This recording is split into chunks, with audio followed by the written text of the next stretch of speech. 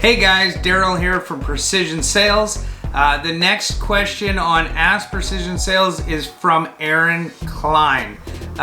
He's got two questions and a comment. How to improve your club racing? That's number one. By the way, can you make my CNC 25 faster? And then the next one's not a question, but he says, guys, stay safe.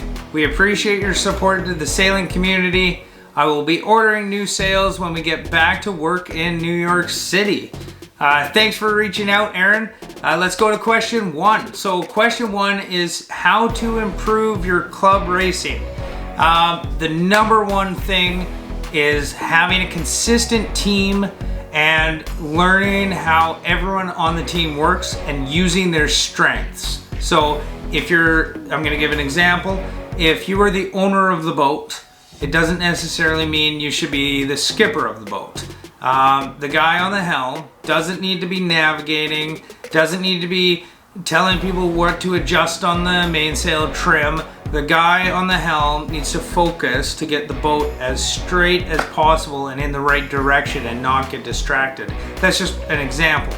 And so when you build a team, you just want to always get guys to do the best thing they're at and be consistent until they have it down pat. Because if you don't have all your things lined up with the team, and we're not talking a professional level, we're talking club racing. Usually you want to also have some fun, but that's going to improve your club racing. You want to get the right guys, the guys that can learn, let's say the spinnaker shoot. Get the guys on there, do some practicing, make sure that they know exactly what to do, and there's every single time, and you drill down the procedures. That's the most important. Most of the club racing isn't won because there's $10,000 sails on a sailboat versus a $1,200 sail. That's not why most of the club racing boats are winning.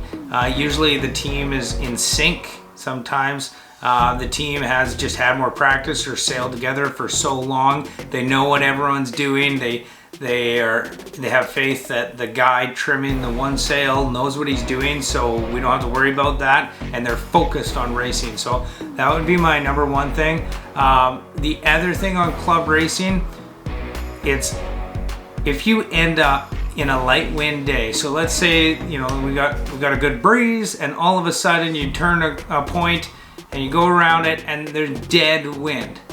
That is also another thing to win races. Be the only boat focused on racing when all the boats are floating out there in the dead wind days. You can make so much ground up when you don't think you're actually moving, but not shaking the boat on a 25-foot CNC, one guy walking from one side to the other, the whole boat rocks and you're slowing down. So when you get into the dead winds, you've got, let's say you have 10 boats around you, be the boat that is trimming, just minor little trimmings of the sails, of the point, or where you're pointing, of every aspect, just to get that little quarter of a knot, and you'll slowly slide through the group and come out on the other end. And that is another way that hopefully is just a good pointer. Be the guys that aren't cooking and drinking beer when the wind dies. That's how you win races, guys. I hope that helps, Aaron. Anyways, just a couple quick pointers. The next one, can you make my CNC faster? We could put a bigger motor on it. That might work. So, can I make it faster? We can put high-end sails on the boat, but it doesn't make as much difference unless you're an experienced crew.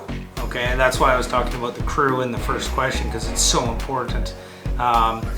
You can go and gear up, buy all this really expensive stuff, whether it's the ropes or the sheets hanging off the clew and all of that. You can buy the most expensive things, but it doesn't necessarily help if you're not in sync with the team, you're not doing your tacks perfectly. You're not doing your sail trim perfectly. So the only thing is, Aaron, that's kind of on you.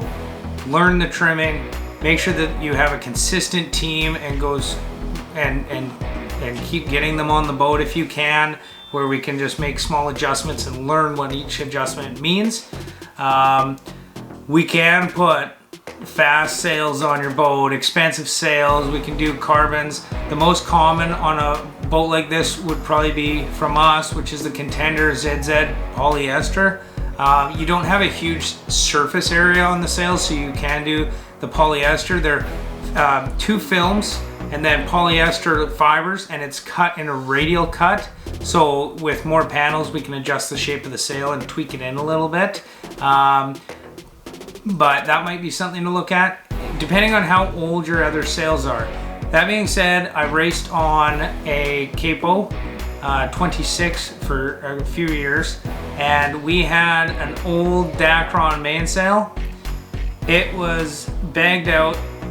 We won a lot of races, and it didn't have the initial shape that it started with, but we were trimming it so well that we actually got pretty much optimal shape back into it in most, but not all scenarios. So it doesn't necessarily mean that you need to go out and buy a $10,000 set of sails for your CNC. That's not necessarily going to help. You need to be trimming it and learning and practicing what adjustments make a difference. If you're looking for club racing sails that aren't usually cruising sails, I would look at the ZPs. They're really affordable. As for the shape of the sail, you're going to talk to a designer. You can talk to them about, what is the normal place you sail in? Is there usually a good chop in the water? Is the wind usually steady, or do you usually have lighter winds? Things like that are really important when you're doing the design, so we can tailor the sails to what you're actually sailing in for conditions. So San Francisco area, we're going to have a little bit different than Sydney, BC, where I live, where the winds in the summer are usually pretty dead, which is nice for boating, but not the best for sailing. And so what we would do is we'd probably have a little bit more drive and power built into the shape of the sail to keep the boat moving. When you go into heavier wind conditions, if you live and sail in heavier wind conditions in an area with heavier wind conditions, then you tend to, it's a mix, because you want the sail to maybe not have as much power driven into it, because you might want to be focused on pointing the boat.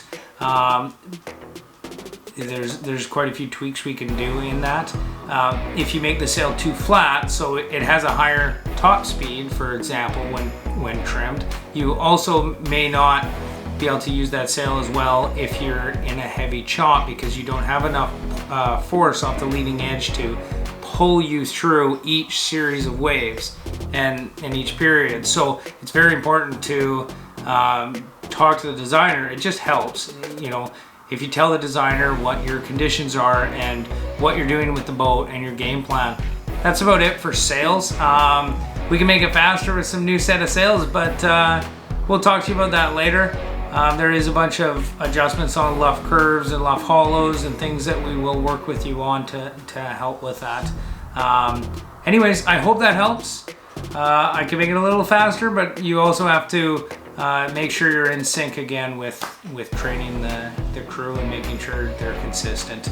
And stay safe out there, Aaron. Thanks for asking on another episode of Ask Precision Sails. I'm Daryl Hodgson, and stay tuned.